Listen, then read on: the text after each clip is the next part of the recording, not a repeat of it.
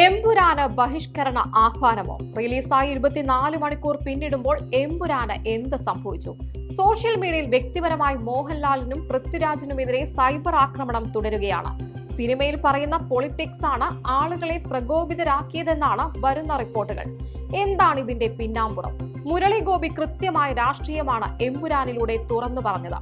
എന്നാൽ അതിനെതിരെ കൃത്യമായ അജണ്ടയുണ്ടാക്കി സിനിമ ബഹിഷ്കരിക്കണമെന്ന രീതിയിൽ വരെ ചിലർ കാര്യങ്ങൾ എത്തിച്ചു. കേരളത്തിലെ 750ഓളം തിയേറ്ററുകളിൽ നിറഞ്ഞാടിയതിനു ശേഷമാണ് സിനിമയ്ക്കെതിരെ ബോയ്കോട്ട് ക്യാമ്പയിൻ വരുന്നത്. ഇന്ത്യ കണ്ട ഏറ്റവും വലിയ മുസ്ലിം വംശഹത്യയായ ഗുജറാത്ത് വംശഹത്യയെയും കൊടും ഭീകരൻ ബാബു ബജ്രംഗിയെയും രാഷ്ട്രീയ കേരളത്തിന്റെ ശ്രദ്ധയിലേക്ക് വീണ്ടും കൊണ്ടുവന്ന് നിർത്തിയിരിക്കുകയാണ് എമ്പുരാൻ. കൂടെ കേരളത്തിൽ ഹിന്ദുത്വ ഭീകരതയെ വാഴിക്കില്ലെന്നൊരു രാഷ്ട്രീയ സന്ദേശവും നൽകുന്നു.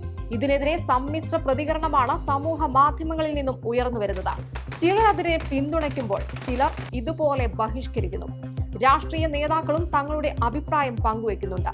സംഘപരിവാറിനെ ഒരു മോഹൻലാൽ സിനിമ അസ്വസ്ഥതപ്പെടുത്തുന്നു എന്നതൊരു നിസ്സാര രാഷ്ട്രീയമല്ല എന്ന് തിരിച്ചറിയേണ്ടതുണ്ട്.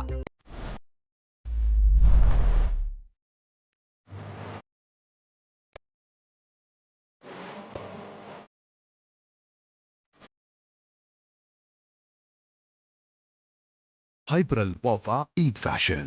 Irresistibly fashionable.